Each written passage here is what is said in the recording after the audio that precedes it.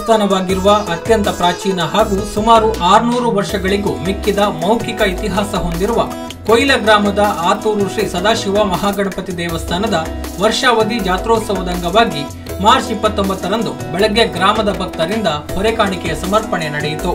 ಶ್ರೀ ಸದಾಶಿವ ಮಹಾಗಣಪತಿ ದೇವಸ್ಥಾನವು ಕಾಲಕಾಲಕ್ಕೆ ಜೀರ್ಣೋದ್ಧಾರಗೊಂಡು ನವೀಕರಣ, ಬ್ರಹ್ಮಕಲಶೋತ್ಸವ ಮುಂತಾದ ಪವಿತ್ರ ಕಾರ್ಯಗಳು ನಡೆದಿವೆ.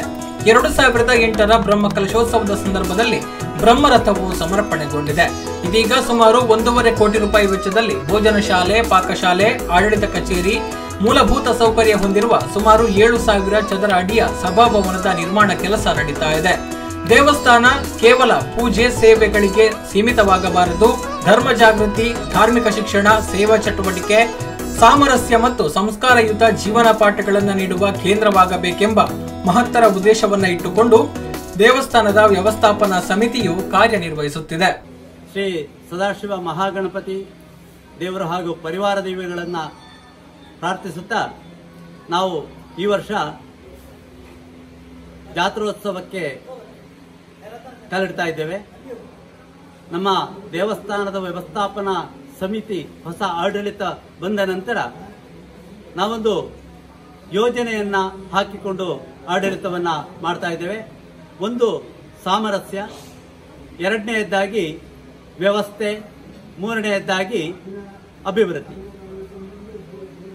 ಸಾಮರಸ್ಯ ಅನ್ನೋದು ನಮ್ಮ ಗ್ರಾಮದ ಜನತೆ ಸಾಮರಸ್ಯಕ್ಕಾಗಿ ಸಮರಸತೆ ಅನ್ನುವ ಹಾಗೆ ಎಲ್ಲ ವಿಭಾಗಗಳಲ್ಲೂ ಎಲ್ಲ ಭಾಗಕ್ಕೂ ಒಂದು ದೇವಸ್ಥಾನದಲ್ಲಿ ಜವಾಬ್ದಾರಿಗಳನ್ನು ಕೊಟ್ಟು ಕೆಲಸ ಕಾರ್ಯಗಳನ್ನ ನಿರ್ವಹಿಸಿ ಒಂದೇ ತಾಯಿಯ ಮಕ್ಕಳ ಹಾಗೆ ಇರಬೇಕು ಅನ್ನೋದು ನಮ್ಮೆಲ್ಲರ ಅಪೇಕ್ಷೆ. ಇದು ಸಾಮರಸ್ಯ. ಎರಡನೆಯದಾಗಿ ವ್ಯವಸ್ಥೆ. ಒಂದು ದೇವಸ್ಥಾನದ ವ್ಯವಸ್ಥೆ ಅಂದ್ರೆ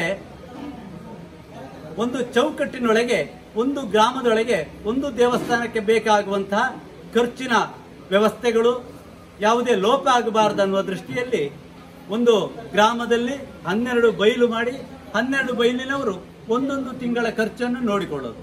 ಇದು ಈ ಆಡಳಿತ ಮಂಡಳಿ ಇರುವಾಗ ಮಾತ್ರವಲ್ಲ, ಜೀವನ ಪರ್ಯಂತ ಆಗಬೇಕು ಅನ್ನೋದು ಅಪೇಕ್ಷೆ. ಒಂದೊಂದು ಬೈಲುವಾರಿನವರು ಒಂದು ತಿಂಗಳಿನ ಸಂಕ್ರಾಂತಿ ಪೂಜೆಯನ್ನು 500 ರೂಪಾಯಿ ರಶೀದಿ ಮಾಡಿ ಮಾಡುವಂತಹದ್ದು. ಇದರಿಂದಾಗಿ ಒಂದು ತಿಂಗಳ 60 ಮನೆಯವರು ಬಂದು 500 ರೂಪಾಯಿ ಕೊಟ್ಟು ರಶೀದಿ ಮಾಡಿ ಪೂಜೆಯನ್ನ ಮಾಡಿಸೋದು. ಉಳಿಕೆ ಹಣವನ್ನ ನಮ್ಮ ದೇವಸ್ಥಾನದ ಏನು ಅರ್ಚಕರ, ಸಿಬ್ಬಂದಿಗಳ, ಹಾಗೆ ವಿದ್ಯುತ್ ಬಿಲ್, ಹಾಗೆ ಇನ್ನಿತರ ಖರ್ಚಿಗೆ ವಿನಿಯೋಗಿಸುವಂತಹದ್ದು. ಇದು ವ್ಯವಸ್ಥೆಯ ಭಾಗ.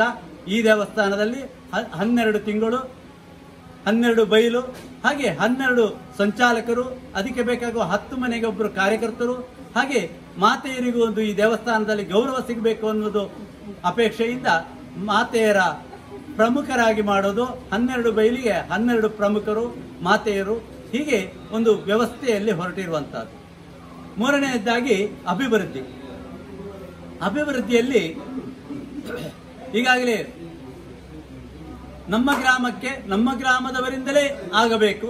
ಹೊರಗಿನ ಗ್ರಾಮಕ್ಕೆ ಹೋಗುವುದನ್ನು ಕಡಿಮೆ ಮಾಡಬೇಕು. ನಮ್ಮ ದೇವಸ್ಥಾನಕ್ಕೆ ಏನೆಲ್ಲ ಬೇಕೋ ಮೂಲಭೂತ ಸೌಕರ್ಯಗಳು, ಸಭಾಭವನ, ಇದೆಲ್ಲ ಬೇಕೋ ಇದು ನಮ್ಮ ಗ್ರಾಮದಿಂದಲೇ ಆಗಬೇಕು ಅನ್ನೋ ಅಪೇಕ್ಷೆಯಿಂದ ಸ್ವಾಭಿಮಾನದ ಕಲ್ಯಾಣ ಮಂಟಪಕ್ಕೆ ಇಳಿದಿದ್ದೇವೆ. ಈಗಾಗಲೇ ಪ್ರತಿ ಮನೆಗೆ ಅಭಿಯಾನವನ್ನ ಮಾಡಿದ್ದೇವೆ. ಹಾಗೆ ಈ ಜಾತ್ರೆಯ ಸಮಯದಲ್ಲಿ ಅಭಿವೃದ್ಧಿ ಕೌಂಟರ್ ಅಂತ ಮಾಡಿ ಮನೆಯವರಿಂದ ಅಭಿಯಾನ, ಪ್ರತಿ ಮನೆಯವರು ಸ್ವಲ್ಪ ಆದರೂ 2ನೇ ಹಂತದಲ್ಲಿ ಹಣವನ್ನ ಪಾವತಿಸಬೇಕು ಅಂತ ಅಭಿವೃದ್ಧಿ ಕೌಂಟರ್ ಅನ್ನ ಮಾಡಿದ್ದೇವೆ. ಹಾಗೆ ಕಲ್ಯಾಣ ಮಂಟಪವನ್ನ ಸ್ವಾಭಿಮಾನದ ಕಲ್ಯಾಣ ಮಂಟಪ ಅನ್ನುವ ಉದ್ದೇಶದಿಂದ ಮಾಡಿದ್ದೇವೆ. ಹಾಗೆ ಸರ್ಕಾರದಿಂದಲೂ ನಮಗೆ ತಡೆಗೋಡೆಗೆ, ಹಾಗೆ ಶೌಚಾಲಯಕ್ಕೆ ಕೇಳಿದಾಗ ಅನುದಾನವನ್ನ ಕೊಟ್ಟಿದ್ದಾರೆ. ನಮ್ಮ ಗ್ರಾಮಸ್ಥರು ಅತ್ಯಂತ ಉತ್ತಮ ರೀತಿಯಲ್ಲಿ ಸ್ಪಂದಿಸಿದ್ದಾರೆ. ನಮ್ಮ ಗ್ರಾಮದ ಪ್ರತಿಯೊಂದು ಯುವ ಸಮೂಹ, ಮಾತೆಯರ ಸಮೂಹ, ಮಕ್ಕಳು ಸೇರಿ ಎಲ್ಲ ಬಂಧುಗಳು ಧನ ಸಹಾಯ ನೀಡುವುದರಲ್ಲಾಗಲಿ, ನಮ್ಮ ಹೊರೆಕಾಣಿಕೆಯನ್ನು ತರುವುದರಲ್ಲಾಗಲಿ, ಅಥವಾ ಇನ್ನಿತರ ಕೆಲಸ ಕಾರ್ಯಗಳು ನಿರಂತರವಾಗಿ ಬೆಳಗ್ಗಿನಿಂದ ರಾತ್ರಿ 12 ಗಂಟೆಯವರೆಗೆ ನಾವು ಹೇಳಿದ ತಕ್ಷಣ ಯಾವುದೇ ಬೇಸರವಿಲ್ಲದೆ, ಕೋಪಗೊಳ್ಳದೆ ದೇವಸ್ಥಾನಕ್ಕೋಸ್ಕರ ಅವರು ತನ್ನ ಶ್ರಮವನ್ನ ವ್ಯಯಿಸಿದ್ದಾರೆ. ನಮ್ಮ ಜಾತ್ರೆಯ ಸಂದರ್ಭದಲ್ಲಿ ಪಂಚಸೂತ್ರ ಅಂತ ಒಂದು ಮಾಡಿಕೊಂಡಿದ್ದೇವೆ. ಅಭಿವೃದ್ಧಿಯ ಸಂದರ್ಭದಲ್ಲಿ ಈ ಪಂಚಸೂತ್ರವನ್ನು ಪಾಲಿಸಬೇಕು ಅನ್ನೋದು ನಮ್ಮ ಅಪೇಕ್ಷೆ. ಹೊರೆಕಾಣಿಕೆಯಲ್ಲಿ ಎಲ್ಲರೂ 5 ಸೇರು ಅಕ್ಕಿ, 5 ತೆಂಗಿನಕಾಯಿ, 100 ಅಡಿಕೆ, ಹಾಗೆ ಇತರ ಫಲವಸ್ತುವನ್ನು ತರಬೇಕು ಅನ್ನೋದು ಪ್ರತಿಯೊಂದು ಮನೆಯಿಂದ ಬರಬೇಕು. ಬಂದದ್ದನ್ನು ನಮ್ಮ ದೇವಸ್ಥಾನದ ಮೈದಾನದಲ್ಲಿ ಮಾತೆಯರು ತಿಲಕ ಇಟ್ಟು ಆರತಿ ಎತ್ತಿ ವಾಹನಗಳಿಗೆ ಮತ್ತು ಹೊರೆಕಾಣಿಕೆಗೆ ಸ್ವಾಗತ ಮಾಡಿ ಒಳಗೆ ಕರ್ಕೊಂಡಿದ್ದೇವೆ. ಇದು ಪಂಚಸೂತ್ರದಲ್ಲಿ ಒಂದು ಅತ್ಯಂತ ಯಶಸ್ವಿಯಾಗಿದೆ. ಇದಕ್ಕೆ ಗ್ರಾಮಸ್ಥರ ಸಹಕಾರ ತುಂಬಾ ಇತ್ತು. ಹಾಗೆ ಎರಡನೆಯದಾಗಿ ನಮ್ಮ ದೇವಸ್ಥಾನದಿಂದ ತೀರ್ಥ ಪ್ರಸಾದವನ್ನು ಕೊಂಡೋಗಿ ತಮ್ಮ ಮನೆಗಳಿಗೆ ಹಾಕಿ ತನ್ನ ಮನೆಗಳಲ್ಲಿ ಸಂಪತ್ತು ವೃದ್ಧಿ ಆಗಬೇಕು ಅನ್ನುವುದು ಪಂಚಸೂತ್ರದ 2ನೇ ಭಾಗ. ಪಂಚಸೂತ್ರದ 3ನೇ ಭಾಗ ನಮ್ಮ ಪ್ರತಿಯೊಬ್ಬರು ಅಭಿವೃದ್ಧಿ ಕೌಂಟರ್ನಲ್ಲಿ ಮನೆಯವರ ಅಭಿಯಾನ ಅಂತ ಏನು ಹೇಳಿದ್ವ ಅದನ್ನ ಪಾಲಿಸುವಂತಹದ್ದು. 4ನೇಯದ್ದು ನಮ್ಮ ಗ್ರಾಮದಿಂದ ದೂರ ಕೊಟ್ಟಂತ ಮದುವೆಯಾದಂಥ ಹುಡುಗಿಯರ ಮನೆಯಿಂದ 500 ರೂಪಾಯಿ ಅಥವಾ 1,000 ರೂಪಾಯಿಯನ್ನಾದರೂ ನಮ್ಮ ಕಲ್ಯಾಣ ಮಂಟಪಕ್ಕೆ ನೀಡಬೇಕು ಅನ್ನೋದು ಅಪೇಕ್ಷೆ, ಅದರ ಬೇಡಿಕೆ. ಅದೇ 4 ಪಂಚಸೂತ್ರ. 5ನೇಯದ್ದಾಗಿ ನಮ್ಮ ಗ್ರಾಮದ ಯುವಕರು ನಾವು ಮನೆಯಲ್ಲಿ ಹೇಗೆ ಬೇರೆ ಬೇರೆ ಕಟ್ಟಡಗಳನ್ನು ಕಟ್ತಾ ಇದ್ದೇವೋ ಹೇಗಾದರೂ ಮಾಡಿ ನಮ್ಮದು ಅಂತ ಹೇಳ್ತೇವೆ, ಆ ಸ್ವಾಭಿಮಾನದ ಕಟ್ಟಡ ಆಗಬೇಕನ್ನೋ ದೃಷ್ಟಿಯಿಂದ ಉದ್ಯೋಗಸ್ಥ ಯುವಕರು ತನ್ನ ಸ್ವಲ್ಪ ಕಿಂಚಿತ್ತು ಸೇವೆಯನ್ನಾದರೂ ಈ ಜಾತ್ರೆಯ ಸಮಯದಲ್ಲಿ ತಮ್ಮ ಮನೆಯವರ ಹೆಸರಲ್ಲಿ ಅಭಿವೃದ್ಧಿ ಕೌಂಟರಲ್ಲಿ ಕೊಡಬೇಕು ಅನ್ನೋದು ಅಪೇಕ್ಷೆ. ಹೀಗೆ ಎಲ್ಲ ಕಾರ್ಯಕ್ರಮಗಳಿಗೆ ಯಶಸ್ವಿ ಆಗಬೇಕಿದ್ರೆ ನಮ್ಮ ಆಡಳಿತ ಮಂಡಳಿ ವ್ಯವಸ್ಥಾಪನಾ ಸಮಿತಿಯ ಸದಸ್ಯರು ಅವರಿಗೂ ಬೇರೆ ಬೇರೆ ಜವಾಬ್ದಾರಿಯನ್ನ ಕೊಟ್ಟಿದ್ದೇವೆ. ಎಲ್ಲರಿಗೂ ನಾವು 9 ಜನ ಇದ್ದೇವೆ. 9 ಜನರಿಗೂ ಒಂದೊಂದು ವ್ಯವಸ್ಥೆಯನ್ನ ಕೊಟ್ಟಿದ್ದೇವೆ. ಅವರೆಲ್ಲರೂ ಅವರವರ ವ್ಯವಸ್ಥೆಯಲ್ಲಿ ಮಗ್ನರಾಗಿ ಒಳ್ಳೆಯ ರೀತಿಯಲ್ಲಿ ಸಹಕಾರ ಕೊಡ್ತಾರೆ. ಹಾಗೆ ಅಭಿವೃದ್ಧಿ ಸಮಿತಿ ಅಂತ ಮಾಡಿದ್ದೇವೆ. ಬೈಲುವಾರಿನಲ್ಲಿ ಒಂದೊಂದು ಪ್ರಮುಖರನ್ನಾಗಿ ಆಯ್ಕೆ ಮಾಡಿದ್ದೇವೆ. 12 ಜನರ ಪ್ರಮುಖರು ಇದ್ದಾರೆ. ಈ ಅಭಿವೃದ್ಧಿ ಸಮಿತಿಯವರು ಅತ್ಯಂತ ಒಳ್ಳೆಯ ರೀತಿಯಲ್ಲಿ ಸಹಕಾರವನ್ನು ಕೊಟ್ಟು ಆ ಕೆಲಸ ಕಾರ್ಯಗಳನ್ನ ಮಾಡ್ತಾ ಇದ್ದಾರೆ.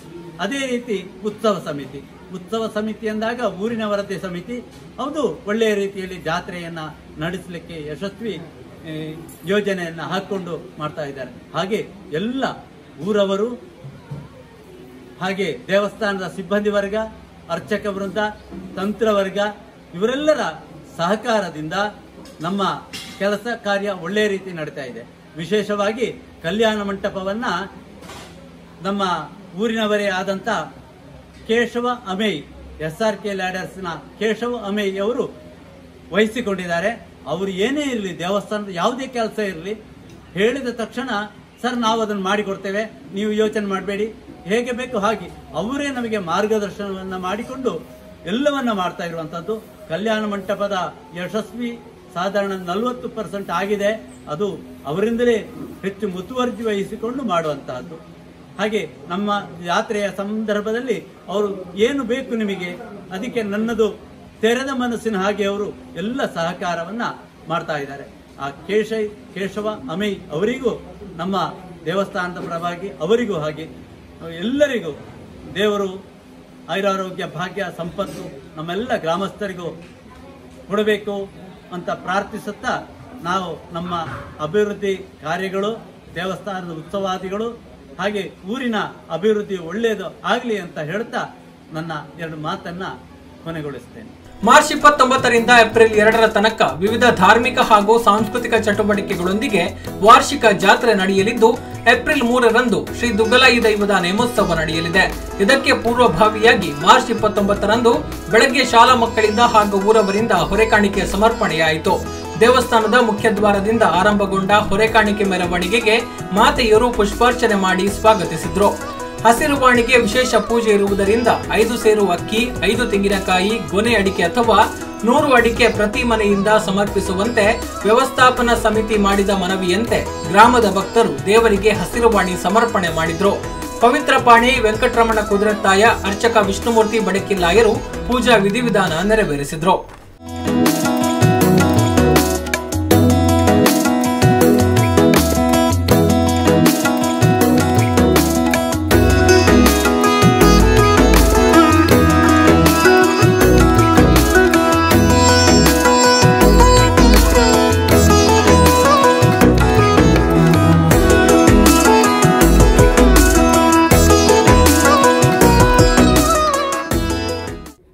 ಶ್ರೀ ಸದಾಶಿವ ಮಹಾಗಣಪತಿ ದೇವರ ಜಾತ್ರಾ ಸಂಭ್ರಮ ಮಾರ್ಚ್ 29 ಬೆಳಿಗ್ಗೆಯಿಂದ ಏಪ್ರಿಲ್ 2ರವರೆಗೆ ನಡೀತಾ ಇದೆ. ಹಾಗೆಯೇ ಜಾತ್ರೆ ಪ್ರತಿ ವರ್ಷ ನಡೀತಾ ಇದೆ. ಆದರೆ ಈ ವರ್ಷ ಒಂದು ವಿಶೇಷವಾದಂಥ ಒಂದು ಕೆಲಸ ಕಾರ್ಯವನ್ನು ನಾವು ಪ್ರಾರಂಭ ಮಾಡಿದ್ದೇವೆ. ಸುಮಾರು 7-8 ತಿಂಗಳ ಹಿಂದೆ ಏನು ನಮ್ಮ ಹಿರಿಯರ ಒಂದು ಅಪೇಕ್ಷೆ ಇತ್ತು, ಈ ದೇವಸ್ಥಾನದ ಪಕ್ಕದಲ್ಲಿ ಸಭಾಭವನ ಒಂದಾಗಬೇಕು. ಆ ನಿಟ್ಟಿನಲ್ಲಿ ನಾವು ಯೋಚನೆಯನ್ನು ಮಾಡ್ತಾ ಯಾವ ರೀತಿಯ ಪ್ರಾರಂಭ ಮಾಡುವ ದೃಷ್ಟಿಯಿಂದ ನಾವೊಂದು ಬಯಲುವಾರು ಸಮಿತಿಯನ್ನು ದೇವಸ್ಥಾನದ ಕರೆದು ಮಾಡಿದ್ದೀವಿ. ಸುಮಾರು ಕೊಯ್ಲ ಗ್ರಾಮವನ್ನು 12 ಬಯಲುಗಳ ವಿಂಗಡಣೆ ಮಾಡಿ ಆ ಬಯಲುವಾರು ಸಮಿತಿ ಮಾಡಿ, ಬಯಲುವಾರು ಸಮಿತಿಯ ಪ್ರಮುಖರು, ಬಯಲುವಾರು ಸಮಿತಿಯಲ್ಲಿ ಕಾರ್ಯಕರ್ತರು ಎಲ್ಲ ಒಂದು ನಾವು ಅವರನ್ನೆಲ್ಲ ಒಟ್ಟು ಸೇರಿಸಿ ಈ ಸಭಾಭವನದ ಒಂದು ಕೆಲಸವನ್ನು ಮುಟ್ಟುವಂಥ ಒಂದು ನಿರ್ಧಾರವನ್ನು ನಾವು ಕೈಗೊಂಡಿವಿ. ಆದ್ದರಿಂದ ಮುಂದಿನ ದಿನಗಳು ಇವತ್ತು ಏನು ಈ 5 ದಿವಸದ ಜಾತ್ರಾ ಸಂಭ್ರಮ ಏನಿದೆ ಆ ದೇವರಲ್ಲಿ ನಾವು ಪ್ರಾರ್ಥನೆ ಮಾಡಿಕೊಳ್ಬೇಕು. ಆ ದೇವರ ಆ ಸಂದರ್ಭದಲ್ಲಿ ಜಾತ್ರಾ ಸಮಯದಲ್ಲಿ ಪ್ರಸನ್ನನಾಗಿರ್ತಾನೆ. ಆ ಸಂದರ್ಭದಲ್ಲಿ ಖಂಡಿತ ನಾವು ಕೇಳಿದಂಥ ವರವನ್ನು ಕೊಡ್ತಾನೆ, ನಮ್ಮ ಇಚ್ಛೆಯನ್ನು ಈಡೇರಿಸ್ತಾನೆ. ಹಾಗೆಯೇ ನಾವೆಲ್ಲರೂ ಇವತ್ತು ಆ ಸಭಾಭವನದ ಒಂದು ಖರ್ಚು ವೆಚ್ಚಕ್ಕಾಗಿ ದೇವರೇ ಪರಮಾತ್ಮ ಭಗವಂತ ನಮಗೆ ಈ ಶಕ್ತಿಯನ್ನು ಕೊಡು, ಈ ಸಭಾಭವನದ ಒಂದು ನಿರ್ಮಾಣ ಮಾಡಲಿಕ್ಕೆ ಆ ಶಕ್ತಿಯನ್ನು, ಆರ್ಥಿಕ ಶಕ್ತಿಯನ್ನು ಕೊಡು, ಹಾಗೆಯೇ ನಮಗೆ ಆರೋಗ್ಯ ಭಾಗ್ಯವನ್ನು ಕೊಡು ಅನ್ನುವಂಥ ವೇದನೆಯನ್ನು ನಾವು ಆ ಭಗವಂತನ ನಿವೇದಿಸಿಕೊಂಡ್ರೆ ಖಂಡಿತ ನಮಗೆ ಆ ಭಗವಂತ ಇವತ್ತು ಖಂಡಿತ ಆ ಒಂದು ದಯಾ ಕೃಪೆಯನ್ನು ತೋರುತ್ತಾನೆ ಅನ್ನೋ ವಿಶ್ವಾಸವನ್ನು ಈ ದೇವಸ್ಥಾನದ ಈ ದೇವರ ಸನ್ನಿಧಿಯಲ್ಲೂ ನಾನು ಪ್ರಾರ್ಥನೆಯ ಮುಖಾಂತರ ಆ ದೇವರಲ್ಲಿ ಕೇಳುತ್ತಾ ತಮಗೆಲ್ಲ ಇರುವ ಆ ದೇವರು ಇಚ್ಛಾಶಕ್ತಿಯನ್ನು ನೀಡಲಿ ಎನ್ನುವಂಥ ಆಶಾಭಾವನೆಯನ್ನು ವ್ಯಕ್ತಪಡಿಸ್ತಾ ತಮ್ಮೆಲ್ಲರನ್ನು ವಿನಂತಿಯನ್ನು ಮಾಡ್ತಾಯಿದ್ದಾರೆ. ಮತ್ತೊಮ್ಮೆ ಆ ಸಭಾಭವನಕ್ಕೆ ಆದಷ್ಟು ಬೇಗ ತಾವು ನಮ್ಮ ಈ ಜಾತ್ರಾ ಸಮಯದಲ್ಲಿ ಒಂದು ಅಭಿವೃದ್ಧಿ ಸಮಿತಿ ಮಾಡ್ತೇವೆ, ಅಭಿವೃದ್ಧಿ ಕೌಂಟರ್ ಮಾಡ್ತೇವೆ. ಆ ಅಭಿವೃದ್ಧಿ ಕೌಂಟರ್ನಲ್ಲಿ ತಮ್ಮ ಉತ್ಸವ ಸಮಿತಿಗೆ ಯಾವ ರೀತಿ ಧನ ಸಹ ನೀಡ್ತಾ ಇದ್ದೀರಿ. ಈ ದೇವಸ್ಥಾನ ಸುಗ್ಗಿ ಮತ್ತೆ ನಾನಿ ಗೊನೆ ಮುಹೂರ್ತಾತ್ 15 ಬುಕ್ಕ ಪಂಡ 2 ಬುಕ್ಕ ಜಾತ್ರೋತ್ಸವ ನಡಪುಡು. ಅಂಚನೆ ಇನ್ನಿ ರಾತ್ರಿ ಧ್ವಜಾರೋಹಣ ಆತು. ಕ್ಷೇತ್ರದ ತಂತ್ರಿಲಾಯಿನ ಕೆಮ್ಮಿಂಜದಾರು ನೇತೃತ್ವಡು ಈ ಜಾತ್ರಾ ಮಹೋತ್ಸವ ನಡಪೇರುಂಡು. 30 ತಾರೀಕು ಮಾರ್ಚ್ 30 ಪೇಟೆ ಸವಾರಿ, ಅಂಚನೆ 31 ಮಹಾದರ್ಶನ ಬಲಿ, ರಾತ್ರಿ ಮುಗಲಾಯ ದೈವದ ಭಂಡಾರ ಆನೆಗುಂಡಿ ಗೂಡು ಕೊಂಡ್ರೂನ ಒಂಜಿ ಕಾರ್ಯಕ್ರಮ ಉಂಡು. ಅಂಚನೆ ತಾರೀಕು 1 ಏಪ್ರಿಲ್ 1 ಈ ದೇವಸ್ಥಾನಡು ಮಲ್ಲ ಒಂಜಿ ಜಾತ್ರಾ ಉತ್ಸವ ಪಂಡ ಮಹಾರಥೋತ್ಸವ ನಡಪೇರುಂಡು. ಈ ರಾತ್ರಿ ಈ ಕಾರ್ಯಕ್ರಮ ತಂದೆ ಸಾಂಸ್ಕೃತಿಕ ಕಾರ್ಯಕ್ರಮ, ಯಕ್ಷಗಾನ, ಬಯಲಾಟ ಇಂಚಿನ ಮಾತ ಕಾರ್ಯಕ್ರಮ ನಡಪುಡು. ಇಂದು ಇನಿಕೋಡೆತ್ತು 10-40 ವರ್ಷ ತಿಂಚಿ ಮುಲ್ಪ ಯಕ್ಷಗಾನ ಸೇವೆ ನಡುತ್ತೊಂದುಂಡು. ಅಂಚನೆ 2ನೇ ತಾರೀಕು ತಾನಿ ದೇವರನ ಬೊಲ್ಪುಗು ಬಾಗಿಲು ತೆಪ್ಪುನ ಅಂಚಿನ ಒಂಜಿ ಕಾರ್ಯಕ್ರಮ. ರಾತ್ರಿ ಅಯ್ಯನಾಗ ದೇವರನ ಅವಭೃತ ಸವಾರಿ ಕುಮಾರಧಾರ ನದಿಗೆ ಕೂತು ದೇವರನ ಒಂಜಿ ಜಲಕಾತ್ ಬತ್ತದು ಕೊಡಿ ಜಾಪನಂಚಿನ ಕಾರ್ಯಕ್ರಮ ಮುಲ್ಪ ಅನಾದಿ ಕಾಲತ್ತು ನಡ್ತೊಂದು ಬತ್ತೊಂದುಂಡು. ಅಂಚನೆ ಐನ ಮನದಾನಿ 3ನೇ ತಾರೀಕು ತಾನಿ ಈ ಕ್ಷೇತ್ರದ ಪರಿವಾರ ದೈವ ಅಂಚನೆ ಮಹಾ ಒಂಜಿ ದೈವ ದುಗಲಾಯಿ ದೈವಗೂ ಒಂಜಿ ನೇಮೋತ್ಸವ ನಡಪೆರಂಡು. ನೆಕ್ ಮಾತ ನಮ್ಮ ಗ್ರಾಮದ ಅಕ್ಲತ್ತಂದೆ ಪರ ಊರ್ತ ಮಾತ ನೆರೆಗರತ ಗ್ರಾಮದಕ್ಕೆಲ್ಲ ಸೇರುವರು. ಈ ಜಾತ್ರಾ ಮಹೋತ್ಸವ ಈ ಊರ್ತ ಮಾತ ಭಕ್ತರನ್ನ ಸಾಕಾರಟು ನಡಪುಡು. ಈ ದೇವಸ್ಥಾನಗೂ ಒಂಜಿ ಆದಾಯ ಮೂಲ ಇಜ್ಜಂದ್ರೆ ಇರ್ತಾತ್. ಮಾತ ಊರ್ತ ಭಕ್ತರು ಅಕ್ಲೆಡ್ತ ತೀರ್ನಾತ್ ಭಕ್ತಿತ ಒಂಜಿ ಕಾಣಿಕೆಯನ್ನು ಸಮರ್ಪಿಸದು ಈ ಕ್ಷೇತ್ರದ ಒಂಜಿ ಜಾತ್ರಾ ಮಹೋತ್ಸವ ಎಡ್ಡೆ ರೀತಿಯಲ್ಲಿ ನಡಪುಲೆಕ ಮಾತೆರ್ಲ ಸಹಕಾರ ಕೊರಡು.